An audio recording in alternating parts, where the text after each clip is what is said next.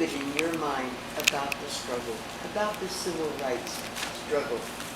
I know it's ongoing. It ain't over yet. Well, I don't know where to begin. It's always hard to begin.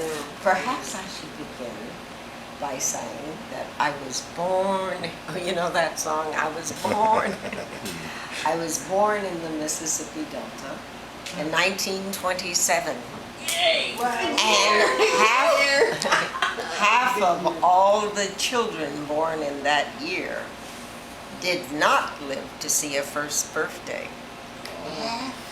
And I'm going to be 85 in a few more weeks.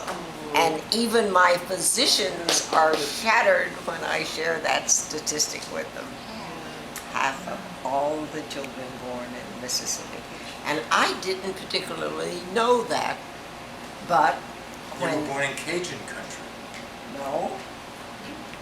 Mississippi Delta, indigenous people on this side of the Mississippi River. I see. The Cajuns Cajuns are are on largely the Louisiana on the side. Louisiana side. I see. But my father, bless him, went to school in Natchez, Mississippi. He was the first in his family to go to college. And I asked, how did you even know to think of going to college?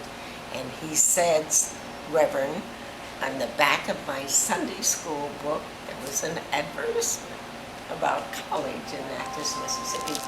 And Natchez, Mississippi had the distinction of being the richest city in the country at a given time. And of course that was all because of slavery. Anyway. Well, the South in general was far wealthier than the North. Oh, yes. Because of slavery. Absolutely. And I just brought a lot of show and tell, so I'll spread it all out, and that might stimulate some interest and discussion as we move along. It's like a ceremony in itself. You want to tell a bit Just about this my ceremony? mother and father were 19 years of age when I was conceived and born, but I have no memory of them being mom and dad or under one roof, because when I came to an awareness of myself, I was in my grandmother's home, cozy home. Her name was C-O-S-U-Y. And she was a widow. And in those days, I say to people, we didn't have social workers when there were problems. You had grandmothers. So we all ended up from these broken homes at grandma's house. And there were uncles and aunts and cousins and built-in babysitters and lots of love and support and everything.